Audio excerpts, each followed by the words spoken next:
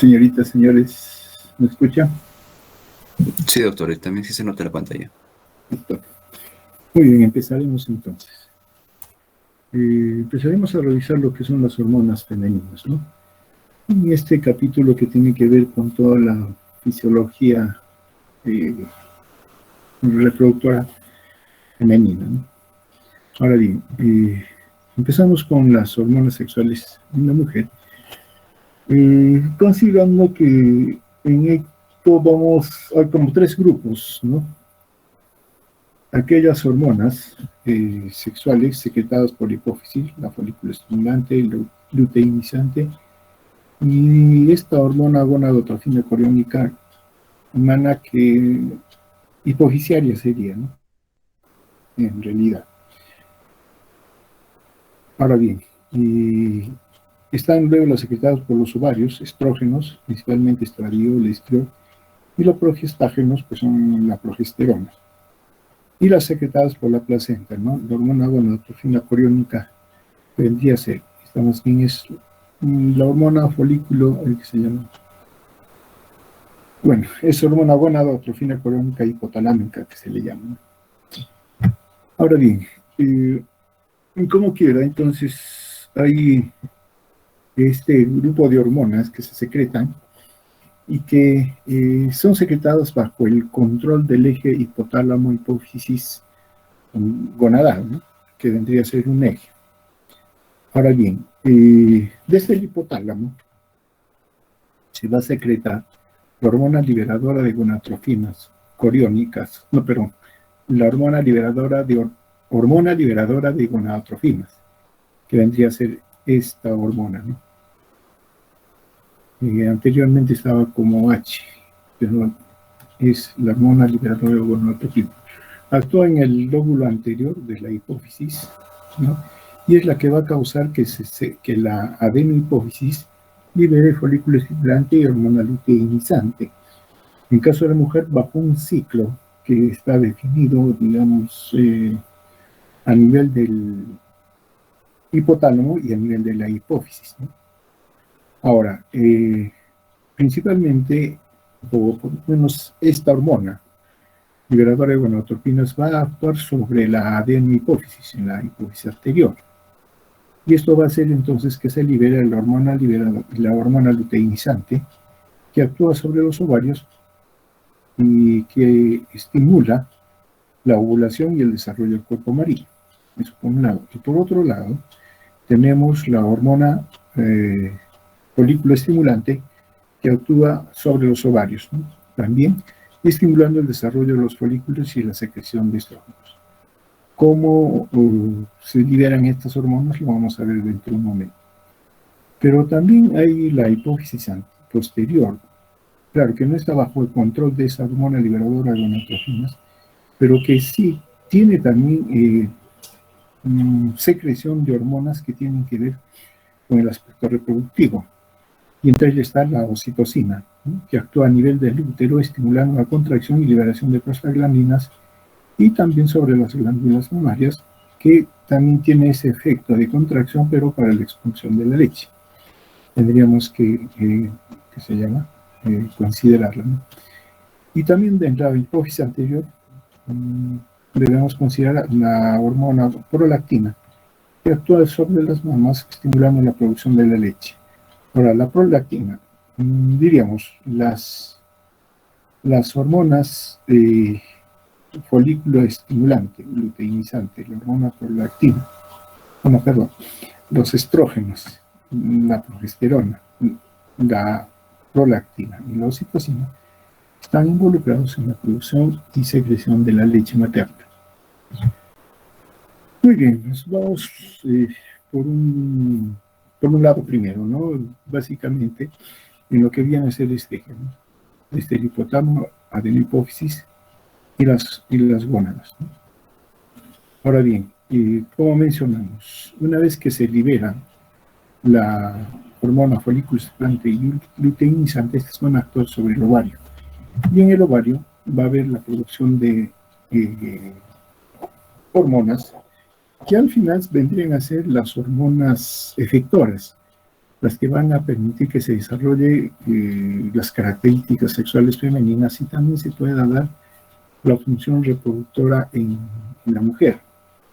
Estas hormonas que provienen del ovario son los estrógenos, como mencionamos, el 7-beta estradiol, que es el principal.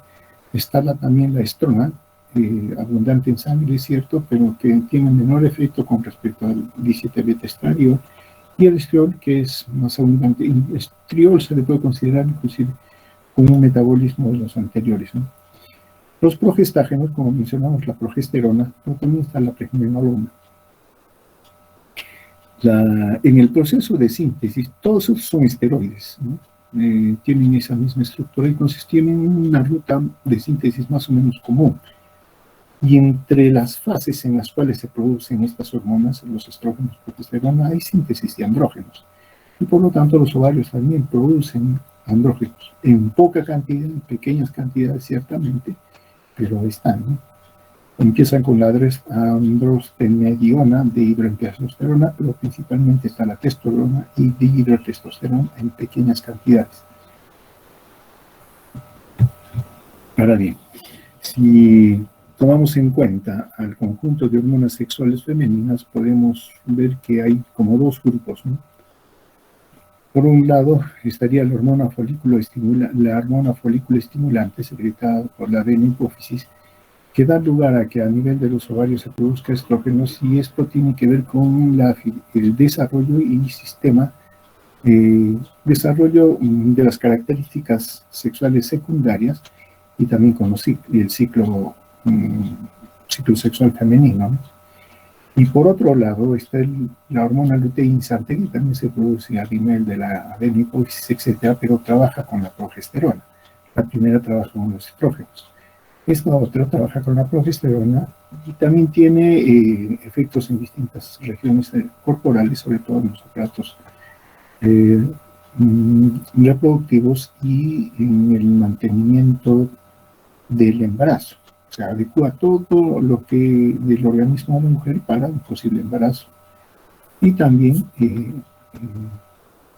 tiene que ver en la participación de la menstruación, que no son sino ciclos al final preparatorios para el embarazo. Usualmente no se da el embarazo, digamos, no se da, ¿no? Y entonces hay ese ciclo menstrual. Ahora bien, como mencionamos, en caso de la mujer, la fisiología reproductiva, porque esto va dirigido a ello, no tanto a las características de desarrollo morfológico, sino nos vamos al lado de la fisiología. El ciclo hay un ciclo que en la mujer se va a desarrollar producto de ese modelo de secreción de hormonas que se da o que se ha definido, ¿no? A esto le llamamos el ciclo sexual mensual femenino o simplemente el ciclo sexual femenino. Ahora bien, como mencionamos, está definido por las hormonas que se secretan bajo una modalidad o una secuencia a nivel de la hipófisis, pero que al final actúan sobre el ovario y el ovario va a producir las hormonas efectoras, que vendrían a ser el estradiol, la progesterona. Pero también debido a que hay una secuencia de secreción de las hormonas a nivel de la hipófisis, el ciclo se da también un ciclo a nivel ovárico. Y este ciclo a nivel del ovario se le puede dividir en dos fases, ¿no? Se le divide en dos fases: la fase folicular o proliferativa y la fase lútea o secretora. Cada una definida por el efecto de las hormonas folículo estimulante y luteinizante, y que explica cómo se da la fisiología en caso de la mujer en el ciclo sexual. Ahora, estas hormonas del ciclo ovárico que vienen a ser el estradiol, la progesterona, van a tener un efecto sobre el útero y específicamente en el endometrio. En el endometrio, entonces, va también, por este ciclo de secreción, va a tener un ciclo, ¿no? Y que ahí sí se le llama el ciclo menstrual. Esto ya es un efecto del ciclo ovárico sobre el útero en particular, ¿no? Entonces tenemos el ciclo sexual mensual, el ciclo sexual femenino, el ciclo ovárico y el ciclo menstrual. Pues, a veces utilizamos estos términos de manera indistinta, pero hay que ser un poco más específico debido a que son ciclos desarrollados por determinados órganos, ¿no? Ahora bien, si nos vamos por el ciclo sexual femenino, como mencionamos, este ciclo está definido por el efecto de la hormona folículo estimulante y la hormona luteinizante, que se van secretando a través de un ciclo que dura en promedio 28 días. Está establecido, ¿no?, que dura 28 días y dividido en esas dos fases. La primera fase, sobre todo por estimular la folículo estimulante, y que en el ovario va a ir desarrollando los folículos ováricos, corresponde a los primeros 14 días. En el momento o a mitad del ciclo se produce la ovulación, y los otros 14 días corresponde a la fase lúteo-secretoria, que tiene una influencia muy marcada por la hormona luteínica, ¿no? Pero sin embargo, vamos a ver que en realidad, sobre todo en la primera fase y en la ovulación, están actuando las dos hormonas, solo que tienen diferente preferencia, digamos. Ahora bien, en la primera fase, producto principalmente de la estimulación de la folícula estimulante, se da la secreción del estradiol. Tienen unos perfiles de secreción, ¿no? La folícula estimulante en los primeros días, junto con la luteinizante, ambas aumentan, ¿no? De sus valores mínimos que estaban, aumentan, pero la folícula estimulante en mayor cantidad y más rápidamente. Luego se va a mantener, digamos, con un poco tiempo en ese nivel, ¿no? Pero ahí se mantiene en realidad, ¿no? Aunque se señala que hay una disminución ligera de la folícula estimulante, pero siempre es predominante con respecto a la hormona luteinizante, ¿no? Siempre es predominante. Esto hace que en el ciclo ovárico o el ovario de la secreción continua, el estradiol, un aumento continuo, ¿no?, hasta los días previos a la ovulación, o horas previas a la ovulación. Luego hay un aumento de la folículo estimulante, ¿no?, un pico brusco, junto con la hormona luteinizante, que permiten ambas la ovulación. Es necesario este pico de ambas hormonas, tanto la folículo estimulante como la luteinizante, ¿no? Claro, en este pico la hormona luteinizante es la que más aumenta. Es necesario este pico de las dos hormonas, como mencionamos, para que se dé la ovulación. Posteriormente hay una disminución de las dos hormonas, pero por, digamos, algunas razones que se va a explicar más adelante, hay más efecto de la hormona luteinizante, a pesar que uno pueda ver que la hormona folículo estimulante todavía es mayor, digamos, en cantidad, concentración con la hormona luteínica, pero el efecto de la hormona luteínica es mucho mayor, y esto hace entonces que a nivel del ovario, en la segunda fase, en la fase secretora, haya una mayor secreción de progesterona, ¿no? Estradiol también hay, o sea, no es que desaparece, ¿no? Y después de la ovulación hay un descenso y luego un aumento, pero comparativamente con la progesterona es mucho menor en la segunda fase, ¿no? Y luego ya, llegando digamos, a los últimos días, dos o tres últimos días del ciclo, hay un descenso tanto del estradiol y de la progesterona, ¿no? Esto debido a que días previos hay una disminución, llegan a los niveles más inferiores la secreción de hormona luteínica y folículo estimulante, que luego se dan en esta fase lo que se llama en el ciclo menstrual la menstruación, ¿no? y luego va a empezar nuevamente el ciclo aumentando las hormonas, la folículo estimulante y luteinizante, ¿no? Y esto va a empezar nuevamente el estradiol, luego el aumento del pico de las dos hormonas, esto da la ovulación, y luego el efecto predominante de la hormona luteínica para la secreción de la hormona progesterona. Se va repitiendo el ciclo. Ahora bien, veamos algunos detalles en esto, ¿no? Como mencionamos, el hipotálamo se va a liberar la hormona liberadora de gonadotrofinas, y esto va a actuar en la hipófisis anterior. Y esto va a hacer que ambas hormonas en realidad aumenten su secreción, tanto la folículo estimulante como la hormona luteinizante. Pero hay mayor efecto de la folículo estimulante. El aumento de la luteinizante es más lento y menor que la folículo estimulante. Entonces, la folículo estimulante es la que principalmente actúa sobre los ovarios, haciendo que aumente el estradiol. Ahora, este es el por qué aumenta el efecto de la folículo estimulante. No necesariamente es por él, pero ¿qué resulta? De que cuando hay secreción de estradiol, hay un aumento de la sensibilidad de los folículos a la hormona folículo estimulante. Tiene un efecto, un feedback o de retroalimentación positivo del estradiol, debido a que induce un aumento de los receptores de folículo estimulante. Entonces, hay más receptores de la hormona folículo estimulante, lo que hace mucho más sensible a los ovarios, a la folículo estimulante, y también, obviamente, esto hace que aumente estradiol y el efecto positivo incremente, ¿no? Entonces, aunque, como mencionamos, la folículo estimulante inclusive disminuye ligeramente, pero este efecto de retroalimentación positiva hace que se aumente la actividad en el ovario y produzca mayor estradiol. Es un efecto positivo que tiene.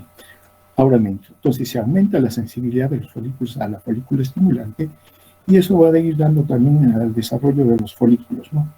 Y un aumento de estradiol. Ahora, el aumento de la folículo, el efecto, digamos, estimulante sinérgico que hay entre la folículo estimulante y el estradiol también hace de que en los ovarios haya mayor sensibilidad al efecto de la hormona luteínica. Entonces los receptores empiezan a actuar. Ahora bien, este efecto también va a hacer de que, por alguna razón, o sea, no se explica bien todavía, de pronto el efecto tanto de la folículo estimulante, de la hormona estradiol, dé lugar a un aumento al pico de secreción de la hormona folículo estimulante y de la hormona luteínica. El estradiol, como la progesterona, tiene un efecto inhibitor a nivel del hipotálamo y la hipófisis anterior. Tienen ese efecto, es inhibitor de un feedback negativo. No, el estrógeno y la progesterona. Pero el estrógeno y la progesterona tienen un efecto inhibitorio, pero por alguna razón ese efecto se invierte, más bien da un efecto estimulatorio, y es lo que causa el pico de ambas hormonas, pero principalmente de la hormona luteínica. Ahora bien, esto hace que, como se secreta, haya el pico de estas dos hormonas, ¿no? El folículo estimulante y luteínica a nivel de los ovarios se induzca la ovulación. Y se secreta entonces, o se produce la salida del óvulo. El folículo que se ha ido formando a nivel del ovario queda vacío, ya no tiene el óvulo y se convierte en cuerpo lúteo. ¿No? Hay aumento, sí, de la secreción de hormonas, también del estradiol, pero principalmente progesterona, como he mencionado. Entonces aumentan las dos hormonas, ¿no? Aquí están las dos hormonas, ¿no? Esta es la progesterona y es el estrógeno. Y aquí sí se nota el efecto inhibitorio sobre el hipotálamo, que hace que disminuya la hormona libera de gonadotropinas, Eso hace que la hipófisis anterior disminuya la secreción de folículo estimulante y luteinizante. Esto va a causar que a nivel de los ovarios no haya estímulo, hay regresión del cuerpo lúteo ciertamente, y luego hay disminución de la secreción de progesterona, de estradiol y progesterona, ¿no?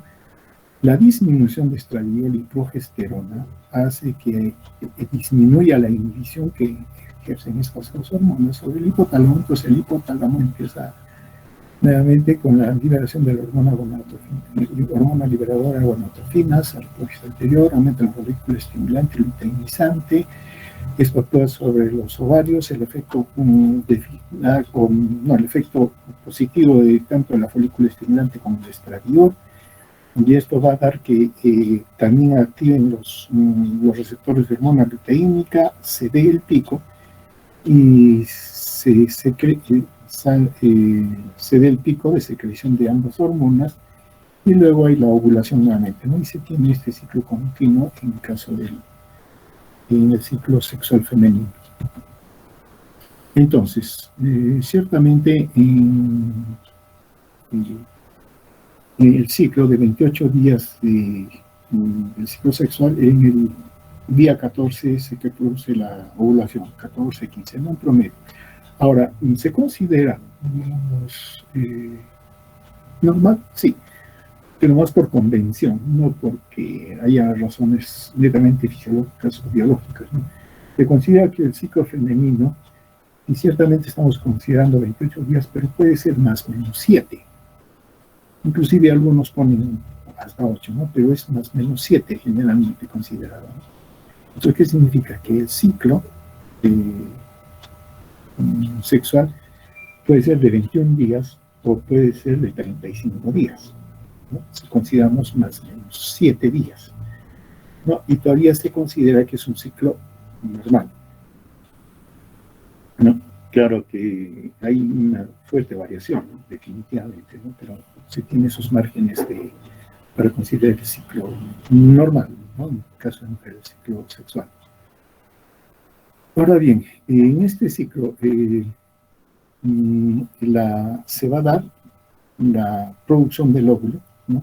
Su maduración, y claro, al final es el óvulo lo que interesa, puesto a disposición para efectos de la fecundación. Ahora bien, esto hace que el ovario se traslada a el útero y a través de la trompa de Falopio y todo lo demás, ¿no? Como mencionamos, durante la fase folicular, ¿no? El estradiol suprime la producción de hormona luteínica desde la glándula pituitaria anterior. Sí, esto también es cierto, o sea, se ha visto, pero lo que va a suceder casi al final de esta fase es más bien un estímulo, ¿no? Esto cuando el óvulo está a punto de llegar a la madurez, los niveles de estradiol llegan al umbral, ¿no? Sobre el que estos efectos se revierten y el estrógeno estimula la producción de gran cantidad de hormona luteínica. Ahora bien, al final de la fase secretora, o sea, la segunda fase, esto suele durar otros 14 días, ¿no? Hasta el día 28º. Si no se ha producido la fecundación, el óvulo se va a desintegrar y se va a expulsar con la menstruación, ¿no? Pero también es cierto, después de la ovulación el cuerpo luteal continúa creciendo un tiempo después de la ovulación, y es lo que produce la progesterona, ¿no? Ahora, en caso de implantación, más bien a nivel del útero, el endometrio, se va a producir proteínas de la capa funcional del endometrio para recepcionar al óvulo fecundado, ¿no? Ahora bien, entonces, lo que estamos viendo que por ese ciclo sexual, definido por las hormonas a nivel del área o hipófisis, será el ciclo ovárico. Este ciclo típico, digamos, también se desarrolla en 28 días y tiene las dos fases que hemos mencionado. La fase folicular o proliferativa del día 1 al 14, ¿no? Que es el desarrollo de los folículos, la fase lútea o secretoria del día 14 al día 28 con la formación del cuerpo marino. Ahora, en medio está la ovulación que habíamos mencionado, ¿no? Ahora, hay dos ovarios ciertamente, ¿no? Y resulta que los ciclos de los dos ovarios están desfasados. Por lo tanto, cada ovario en realidad ovula cada 52 días, o sea, se intercalan un ciclo uno al otro, ¿no? Pero entre los dos, definitivamente se da el ciclo de 28 días y cada 28 días hay una ovulación. Ahora bien, en este ciclo ovárico, como mencionamos, está la primera fase, la fase folicular o proliferativa, que se va a desarrollar. Ahora, para esto, claro, el útero ya desarrolló y el útero tiene los óvulos que están detenidos, ¿no? Como células sexuales, están detenidos, ¿no? Por alguna razón, hasta la pubertad, ahí se encuentran los óvulos en el ovario en una estructura conocida como el folículo primordial. Aquí el óvulo está en el estadio de ovocito primario y está rodeado por una capa de células foliculares, que son las células que rodean al ovocito primario. Claro, estas células foliculares las llamamos las células de la granulosa. Hay una capa de células granulosas a su alrededor, y así está detenido. Y ahí sí hay varios folículos primordiales. ¿Cuántos dice la literatura? No me acuerdo, 400, algo por ahí. O 400 son los que inician. Pero en fin, hay una buena cantidad a nivel de los ovarios. Y así está detenido hasta que llega la pubertad. En la pubertad se activa a nivel del hipotálamo ese ciclo sexual que hemos mencionado, dando lugar a la liberación de la hormona liberadora de gonadotrofinas. Y esto va a determinar entonces que se libere la hormona folículo estimulante y luteinizante que hemos mencionado, ¿no? Entonces, con eso se da inicio a los ciclos ováricos.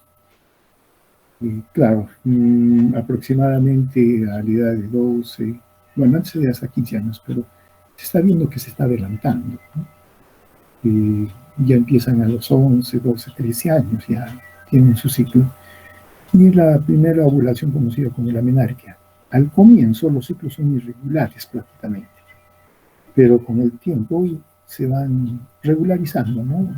Y ya se vuelven regulares a lo largo de la vida, digamos, reproductiva de la mujer. Al comienzo sí hay algo de, digamos, de irregularidad. Ahora, ¿cuándo mencionamos que hay irregularidad? Cuando salen de los márgenes que hemos mencionado de un ciclo, más o menos 7 días, 28 más o menos 7 días. Pero para poder clasificar a una mujer con ciclo regular y irregular es necesario hacer un seguimiento por lo menos de 12 meses, ¿no? Y porque puede haber eventualidades que, digamos, alteren el ciclo. Enfermedades o casos también inclusive estados emocionales, ¿no? Que pueden dar lugar a esas alteraciones.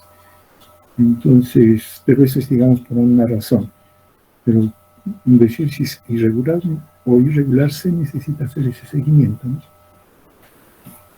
Ahora bien, en la fase folicular, que es la primera fase del ciclo ovárico, ¿no? Entonces lo que va a suceder es de que el folículo primordial, que estaba detenido hasta la pubertad, un grupo empieza a desarrollar el mismo óvulo, aumenta de tamaño, y la capa de granulosa se multiplica. Ya no es una capa, sino son varias capas, ¿no? Que se forma alrededor del óvulo. Este es el folículo primario. Prácticamente es el que está ahí iniciando el ciclo ovárico. Ahora, luego, por efecto de la hormona folículo estimulante, lo que va a suceder es que va a dar lugar a lo que se llama un folículo secundario, en el cual las células que están alrededor de la granulosa, que son las células fusiformes, van a dar lugar a otra membrana, que es la teca, que se divide en teca interna y la teca externa, ¿no? Y ellas son las que producen el líquido folicular, que va llenándose y va a dar lugar al folículo vesicular o folículo antral también, que se le llama, y ya cerca del día 14 conocido como folículo de Graf. No es sino un folículo vesicular, ¿no? O antral. Ahora bien, entonces acá el óvulo también está en crecimiento, está desarrollando la primera mitosis, o la primera meiosis, perdón, ¿no? Entonces lo que tenemos es óvulo en desarrollo, una capa de granulosa, una capa de teca interna que está adosada a él, ¿no? Y una capa de la teca externa que está hacia afuera de la teca interna, está afuera, ¿no? Es lo que se tiene como folículo secundario. Mientras crezca el espacio, entonces se va a ir desarrollando el folículo de Graf finalmente, ¿no? Ahora bien, todo esto se desarrolla por estímulo de la folículo estimulante, pero tanto la capa granulosa como la teca externa, en ambas se va a dar los procesos para que se secreten estrógeno. Y entonces este líquido que está dentro del folículo secundario o vesicular tiene estrógenos. Son los que salen, digamos, al exterior, ¿no? La cantidad de estrógenos aumenta conforme va aumentando el tamaño del folículo. Entonces, y se tiene en el folículo la producción de los estrógenos y el folículo vesicular o antral, ¿no? Ahora bien, se llega entonces ya al día cercano al día 14, ¿no? En el cual también es cierto que por alguna razón hay una disminución o regresión de los folículos primarios que también iniciaron su camino, ¿no?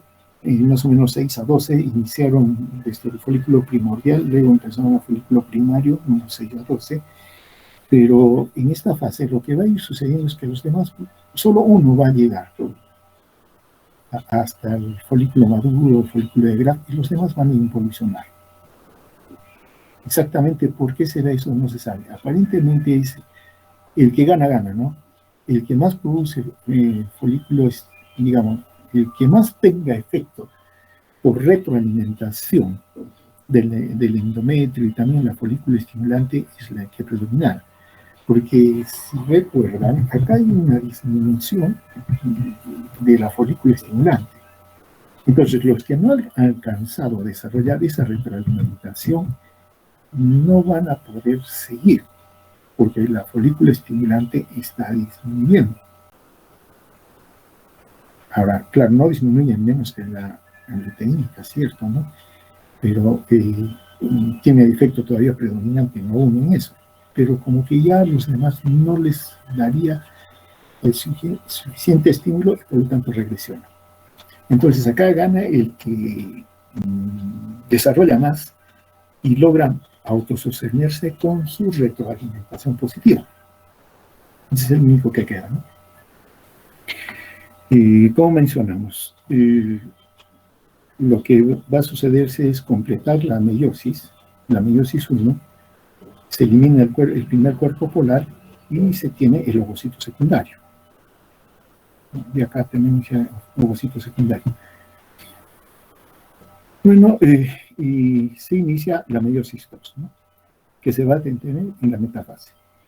Y en el pico de la hormona luteínica tenemos la ovulación. La ovulación va a dar lugar a que el folículo de Graf se rompa y se libere el ovocito, con la corona radiada, que también se le llama, y el primer cuerpo polar. Luego de eso, a nivel del útero, del ovario, se va a dar la fase líquida, ¿no? Claro, sale el óvulo, y lo que se va a formar es el cuerpo lúteo, bajo el estímulo de la hormona luteinizante, con la producción de testosterona y algunas otras hormonas como la relaxina, la inhibina, y también hay estrógenos que se van a producir, ¿no? Hay reabsorción del cuerpo hemorrágico que se va debido a la apertura, ¿no? Ahora bien, tanto la progesterona y los estrógenos ciertamente participan en la fase secretoria, o la segunda fase a nivel del endometrio, eso lo veremos más adelante, ¿no? Entonces, este es el ciclo ovárico a este nivel. Viendo una relación entre la maduración del óvulo, o sea, la ovogénesis, y el desarrollo del folículo, entonces podemos ver, ¿no? Como mencionamos, antes de la infancia, ¿no? Durante la infancia, si quieren, lo que ha sucedido es que el ovocito primario ya está presente, pero está detenido en la fase 1 de la meiosis 1. Está detenido ahí, ¿no? Y es lo que conforma el folículo primordial. Bueno, esto está hasta que pasa la infancia, y entonces ya cuando se da el inicio del ciclo sexual, empieza que el ovocito empieza a actuar, inició en la profase 1, ¿no? Y entonces tenemos el folículo primario y aún el folículo secundario, ¿no? Pero ya pasando el folículo secundario o desarrollándose el folículo secundario, se da lugar en la segunda meiosis y da lugar al ovocito, el ovocito secundario, ¿no? Y entrando a la segunda división meiótica, y se detiene en la metafase 2. Y en esta condición es que se da la ovulación. Y va a quedar detenido allí y no se va a completar la segunda división meiótica si es que no hay la fertilización. Entonces, la fase de meiosis 2 del ovocito solo se completa cuando hay fertilización. Si no ocurre la fertilización, se va a perder como un ovocito secundario detenido en meiosis 2 en la metafase. Bien, siendo un poco más descriptivos en lo que hemos mencionado, ¿no? Entre los 9 a 12 años, ¿no? En promedio, la hipófisis comienza a secretar la hormona folículo estimulante luteínica, lo que culmina con el inicio de los ciclos entre los 11 y los 15 años. Es la pubertad, ¿no? Culmina con el inicio, una manera de decirlo. La folícula estimulante luteinizante actúa a los receptores ováricos, y los receptores ováricos son receptores de membrana que actúan a través de segundos mensajeros, sobre todo el monofosfato de adenosina cíclico, el AMP cíclico que le llamamos, ¿no? Activando proteinquinasas, y estas proteinquinasas son las señales de segundos mensajeros que van a dar lugar entonces que a nivel de las células se produzca la síntesis hormonal, ¿no? Y claro, fomentan un ritmo de secreción, un crecimiento de los folículos y también proliferación celular dentro de los folículos, ¿no? Estamos hablando de la granulosa, de la teca interna, teca externa, etc. Ahora bien, el crecimiento del folículo ovárico en la fase folicular, como mencionamos, en caso de la anemia está detenida, ¿no? Es un solo óvulo rodeado por una única capa de células granulosas. Es el folículo primordial. En la pubertad se secreta en la folícula estimulante y se inicia el crecimiento folicular. Ahora, las células fusiformes que del intersticio se agrupan, forman varias capas en la granulosa, dando origen alrededor de la granulosa al lugar a la teca. Tenemos la teca interna, que desarrolla la capacidad de secretar estrógenos y progesterona, es la que produce las hormonas, junto con la granulosa. Y la externa es una capa de tejido conjuntivo vascularizado que reviste al folículo masivo. Ahora bien, durante la fase de crecimiento o desarrollo del ovario, del folículo ovárico, se va a dar la producción de la secreción del líquido folicular y que este contiene estrógenos, ¿no? Y es lo que hace de que se produzca la cavidad o el antro, ¿no? Este crecimiento acelerado se debe a la presencia de estrógenos al interior del folículo y eso hace que se produzcan receptores de folículo estimulante en mayor cantidad, es el efecto de retroalimentación positiva, y lo hace mucho más sensible a la folícula estimulante. También se van a generar receptores luteínicos en el cual van a hacer que aparezca y se estén más activos para la hormona luteínica. Esto también con participación del propio estrógeno, ¿no? Ahora bien, los estrógenos más la hormona luteínica son las que van a dar lugar a una proliferación de las células fecales. Ahora bien, los folículos centrales son los que comienzan a crecer, generando el folículo maduro, ¿no? El cuello ovulatorio, folículo irrigado, si quieren. Los demás folículos van a regresionar, dando lugar a una atresia, ¿no? Ahora bien, ¿por qué se produce la ovulación? Como mencionamos, se requiere del pico de ambas hormonas, la folículo estimulante y la luteinizante, pero la luteinizante es la clave, ¿no? Ahora, la hormona luteinizante produce la secreción de hormonas esteroideas foliculares que producen finalmente progesterona. Esto va a hacer que a nivel de la teca externa comience a liberar enzimas proteolíticas.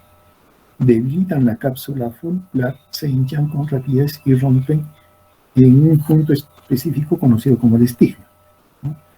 Por otro lado, se produce el crecimiento vascular, ¿no? Y ese crecimiento vascular va a secretar prostaglandinas que propician la ovulación. Claro, en la ovulación hay estos otros intermediarios, ¿no? A nivel de las prostaglandinas. Bueno, les traigo un comentario con respecto a las prostaglandinas y los AINEs, ¿no? Ahora bien, esto va a dar lugar a que como hay una vasodilatación, mayor secreción, o mejor, hay una vasodilatación y eso va a dar lugar a un trasudado al interior del óvulo. Esto genera un edema, un hinchazón en el óvulo. Entonces, acá también ya teníamos el edema, ¿no? Por el aumento del líquido que hay dentro del folículo, ¿no? Hay aumento del líquido, hay un aumento de volumen, una hinchazón que le llaman, y un lugar específico que es el estigma. Y acá también hay hinchazón por parte de la vasodilatación. Y esto va a dar lugar que a este nivel se produzca la ruptura del folículo y eso hace que haya expulsión del óvulo. Estos dos efectos dependen de la hormona luteínica. Ahora bien, después en la fase lútea, y es la segunda parte del ciclo ovárico, lo que va a suceder es un aumento del diámetro y de los folículos que quedaron sin óvulo y se van llenando de lípidos, y ahí su nombre, lúteo, ¿no? Dando lugar a este color amarillento. Van a crecer durante una semana, más o menos aproximadamente hasta el 8º día de la fase lútea. Y luego empieza a perder funciones secretarias, luego se convierte en corpo albicans, blanco más bien es amarillo, y es reabsorbido, ¿no? Entonces, en realidad, el cuerpo amarillo no es que también esté durante todo la segunda fase, sino en los primeros días, la primera semana, ¿no? Ahora bien, estas hormonas, las hormonas luteínicas, también secretan inhibina, y que refuerce el efecto inhibitorio de la folícula estimulante y luteinizante en esta parte del ciclo para la disminución de la secreción de la folícula estimulante y luteinizante de la hipófisis. Entonces, en buena cuenta, refuerza el efecto inhibitorio de los progestágenos y de la progesterona.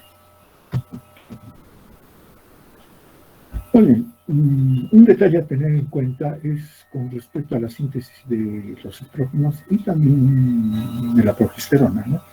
Y aún de las hormonas andrógenos que produce el ovario. Los estrógenos son producidos básicamente por las células de la granulosa. Sí, la célula granulosa, o de las células de la granulosa, pero parten de una vía común, ¿no? Que es los esteroides, ciertamente a partir de colesterol, o más raro también puede ser desde la acetilcolina. Pero lo que se tiene principalmente, tanto en la fase folicular como en la lútea, es la pregnenolona. Dependiendo en qué sitio estemos, va a haber un conjunto de enzimas que van a ir a dar lugar primero a progesterona y luego a andrógenos. Por efecto de la aromatasa, que es una enzima específica, recién se va a dar la formación del estradiol, estrona, hidroestrona y estriol. Estos tres son los principales, ¿no? Este es un intermediario prácticamente. ¿Cómo se da eso, no? Como dijimos, los estrógenos y progesterona son esteroides. Y se sintetizan en el ovario a partir del colesterol sanguíneo, puede ser o acetilcolina. Primero se sintetiza progesterona y testosterona. Esto primero. Y después, en la fase folicular, ¿no? Lo que va a suceder es que las células de la granulosa van a sintetizar estrógenos. Y en la fase lútea se va a secretar la progesterona principalmente. ¿Y cómo sucede esto? Es que estas dos células que mencionamos, la célula de la granulosa de la teca interna para la síntesis de las hormonas, trabajan juntos y de manera muy específica como para la síntesis de estrógenos. En la célula de la teca, por efecto de la hormona luteínica, por eso es que siempre hay en realidad hormona luteínica en baja concentración, ustedes siempre hay, ¿no? En la fase folicular, etc. Lo que sucede es que por estímulo, desde el colesterol finalmente se va a producir pregnenolona y progesterona, y esto después andrógeno. La teca interna, las células de la teca interna no tienen aromatasa, entonces no pueden producir estrógenos. Por lo tanto, se secreta desde la teca interna al antro, lo que ustedes quieran, a los, ¿qué se llama? Los andrógenos, el andrógeno principalmente, y esto llega a la granulosa.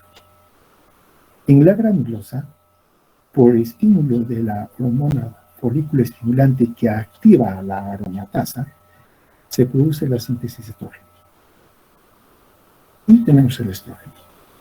Esto se va a dar durante, básicamente, todo el ciclo. Se va a dar como base. Pero aquí viene luego la influencia y el momento en el que estemos. Como en la primera fase del ovárico, la fase folicular, hay la hormona folículo estimulante, entonces la folículo estimulante va a hacer que la aromatasa se active y prácticamente todo el estrógeno que está produciendo la teca interna se ha convertido en estrógeno. Claro, queda un resto, ¿no? Y ese resto que mencionamos al inicio que produce el óvulo, eso es ¿no? Ese andrógeno que no ha sido, digamos, metabolizado hacia estrógeno por la aromatasa. Queda siempre un poco, ¿no? En el líquido, etcétera. En el antro entonces quedó. Y ese es el andrógeno que mencionamos, testosterona y etcétera. Pero principalmente por efecto de la folículo estimulante, la granulosa lo está convirtiendo todo estrógeno. Y tenemos en la primera fase estrógeno. ¿No? Hay también progesterona, sí, también hay progesterona. No porque la granulosa hormona luteínica también está produciendo progesterona, pero en el líquido también hace una circulación hacia la teca interna, la teca interna la convierte en andrógeno y ese andrógeno llega aquí y está siendo producido a estrógenos. Primera fase está funcionando así. Pero ¿qué sucede en la segunda fase del ciclo ovárico, en la fase lúteo-secretoria? ¿Qué se pierde más? ¿Las células de la teca o las células de la granulosa? Cuando hay la ovulación. Claro, decimos, no, la ovulación sale el óvulo, cierto. Pero el óvulo no sale solo, sale con toda una envoltura de células. Y ahí están células de la granulosa, células de la teca. ¿Pero qué se pierde más? De la teca. La granulosa. Las células de la granulosa, porque son las que están más adosadas al óvulo. Acuérdense que el folículo primordial es un óvulo rodeado con células de granulosa. Y en el folículo primario, si la granulosa multiplica, entonces hay varias capas ya. Pero sobre eso, o mejor dicho, alrededor está la teca interna, ¿no? Y bueno, un poco más allá, separado, la teca externa. Pero está la teca, está en la granulosa. Entonces, cuando el óvulo granulosas, ¿y qué cosa queda? Queda la teca. Y la teca sí produce más progesterona. Y no toda la progesterona, bueno, pasa también andrógeno, pero no los andrógenos, o en ese ciclo que viene de la progesterona, andrógenos, todo, en la segunda fase la folículo estimulante disminuye ese efecto. Entonces simplemente deja que la progesterona que se está produciendo tanto en la teca que ha quedado, y aún de las células de teca de la granulosa, sí actúen. Y entonces hay un predominio de la progesterona. En el segundo ciclo, la folículo estimulante ha disminuido su actividad, uno, y segundo, las células de la granulosa, que eran las que más convertían los andrógenos a estrógenos, también han disminuido. Conclusión, predomina la progesterona.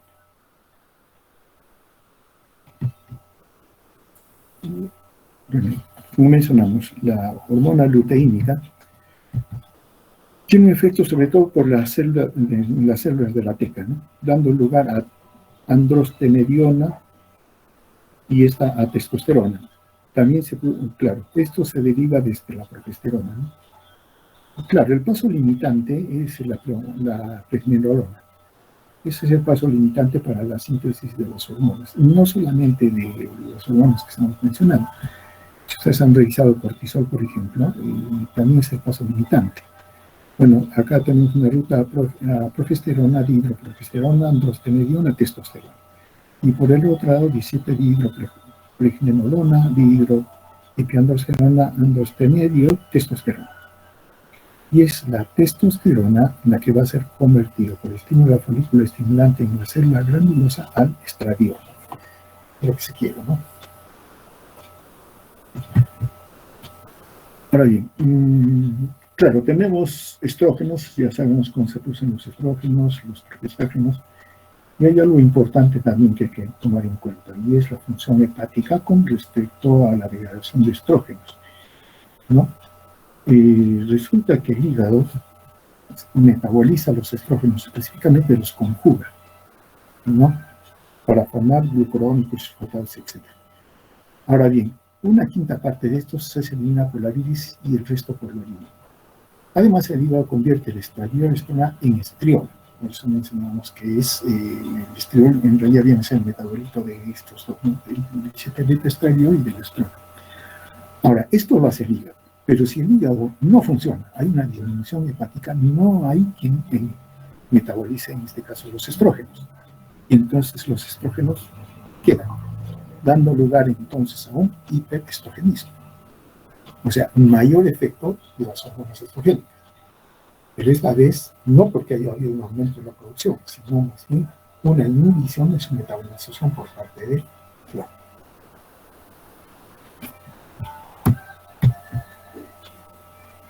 Bien, entonces, con eso entramos ya a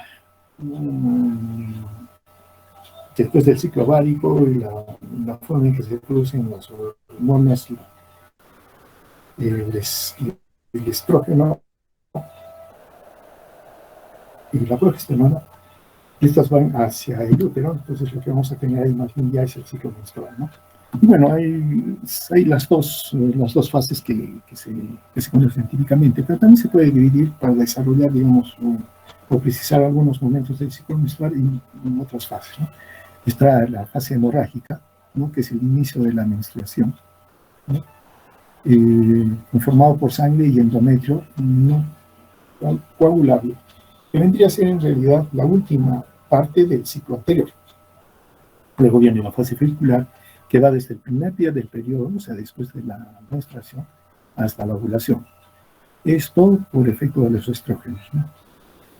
Y bueno, luego está la fase ovulatoria, ¿no? Después si se eleva la producción de hormona luteínica y el óvulo maduro desciende por los trompos, o la ovulación. Y la fase lútea, ¿no? Es posterior a la ovulación, ¿no? Hasta un posible embarazo o hasta simplemente digamos,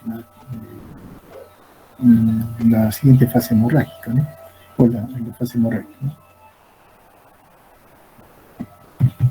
Ahora bien, debemos recordar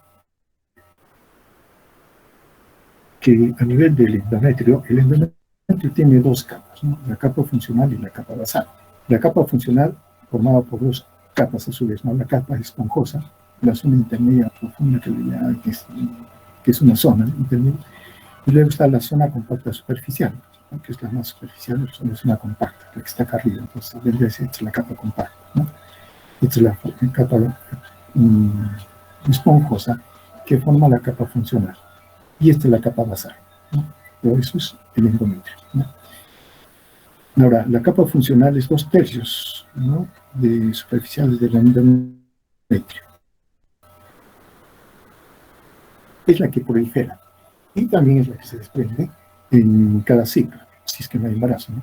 Más bien la capa basal es la más profunda, no experimenta proliferación mensual importante, ¿no? Ahora, es a partir de esta capa es que se regenera el endometrio después de cada menstruación. Es decir, la capa funcional se regenera a partir de la capa basal, ¿no?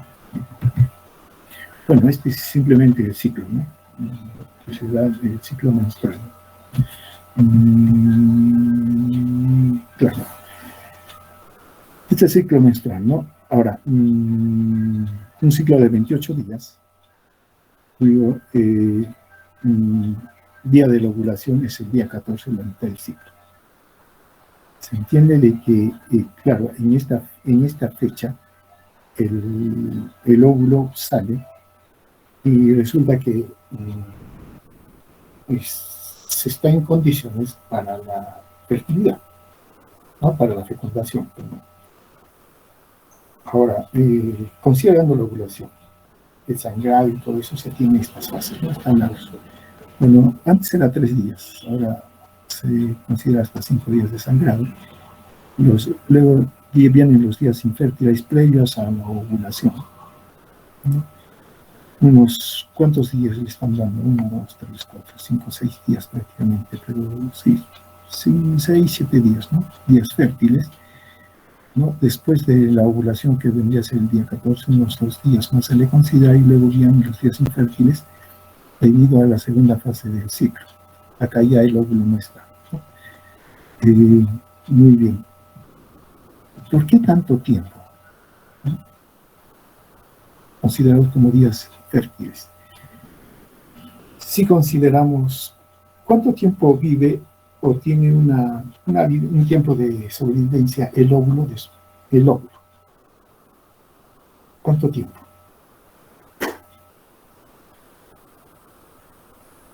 ¿Y cuántos días tiene de sobrevivencia el espermatozoide? 72 horas. ¿Quién? ¿El óvulo o el espermatozoide? El espermatozoide en el medio uterino. Porque el espermatozoide 70 o 72 horas. El óvulo de 24 a 48 horas. Sí, 24. 24 a 48 horas, se puede explicar, ¿no? Porque tiene que llegar al útero, ¿no? Pero la fecundación se da a nivel de las trompas cuando el espermatozoide lo alcanza al óvulo. Entonces, ¿cómo se calcula el tiempo de fertilidad? Si el óvulo sale el día 14, tiene 48 horas, vamos a decir, de sobrevivencia, entonces tendríamos estos 2 días hacia acá, ¿no? Para que un espermatozoide llegue y pueda fertilizar. Pero también puede suceder que haya relaciones 2 días o 3 días antes. Y el espermatozoide todavía está vivo hasta que llega la ovulación. Entonces, sumando esos dos eventos, tanto de sobrevivencia del espermatozoide y el óvulo, entonces se suman. Y más o menos se consideran 7 días, ¿no? Que son los días fértiles, ¿no? Y teniendo el cuarto día, por ejemplo, ¿no? Teniendo el cuarto día de estos 7 que estamos mencionando como el día de la ovulación. Claro que esto tiene, digamos, funciona si es que la ovulación se da en el día 14, ¿no? Si es un ciclo bastante regular, ¿no? Y ahí la razón de saber si es regular o no es regular el ciclo de la mujer, porque acuérdense, tenemos variaciones de más o menos 7 días. Y el organismo humano, en este caso el ciclo sexual, no es una maquinita, ¿no? O sea, sí, es un ciclo biológico y siempre tiene variaciones. Entre esas variaciones, aunque no las consideremos irregulares, pero están. Y entonces ahí sí puede darnos sorpresita que sí es más o menos días, ¿no? Dependiendo de la variación que tenga la mujer. Y para eso, ¿qué es lo que se le sugiere, no? Es de que en un calendario personal, por lo menos durante un año, la mujer marque sus días de menstruación. Y con eso se ve cuán regular es, ¿no? Y más o menos también el tiempo que se va especificando con respecto a qué día puede ser la ovulación. Por efecto de las hormonas, se sabe que en la segunda fase hay un aumento de temperatura con la ovulación. Entonces, hacer también este control, y más o menos se va a conocer cuán regular es, cuánto dura el ciclo y cuándo es que se produce la ovulación. Es una forma de hacerlo, ¿no? Pero se requiere un estudio, de un año por lo menos. Lo ideal es un año. También se puede trabajar con 6 meses, ¿no? Haciendo lo mismo con 6 meses, ¿no?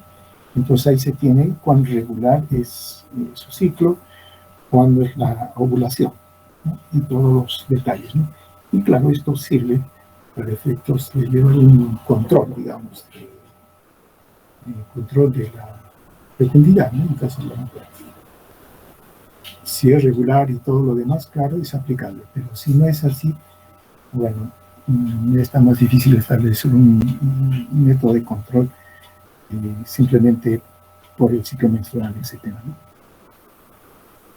Bueno, acá está lo que el ciclo ovárico y la temperatura que mencionamos que se eleva en la segunda fase del ciclo sexual. El comportamiento de la folículo estimulante y luteinizante, el estradiol, la progesterona, el comportamiento del endometrio, ¿no? La fase folicular, ¿no? Por eso se llama también la fase proliferativa, el aumento de la capa funcional, y luego el mantenimiento de la fase lútea, que es más bien secretoria simplemente, y hasta que viene la fase de la menstruación, debido a que la folícula estimulante y luteinizante, su efecto disminuye por efecto de la estrógeno, progesterona y la inhibina. La inhibina inhibe a la hormona luteinizante folículo estimulante, esto a su vez hace que caiga el estradiol de progesterona, entonces no hay progesterona sobre todo para que mantenga esta capa funcional, entonces cae. Esto en caso que no haya fecundación, pero si hay fecundación, entonces sí va a persistir todavía el efecto de la progesterona por acción de la hormona luteínica, y esto se va a mantener. Esto lo veremos más adelante. Muy bien. Yo creo que nos vamos a detener acá, porque lo que sí ya son efectos propiamente de cada una de estas hormonas, ¿no? Estrógenos, progesterona, Lo completaremos el día lunes. ¿Alguna pregunta hasta aquí?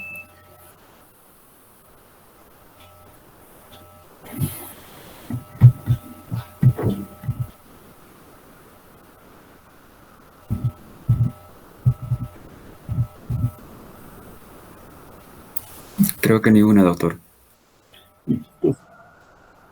Entonces, bien.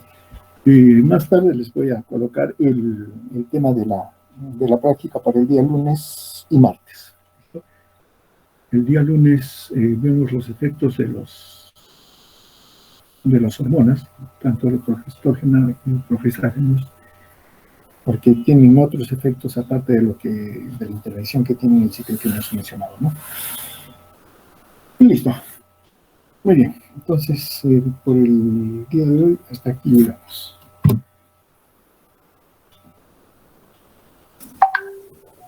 Gracias, doctor.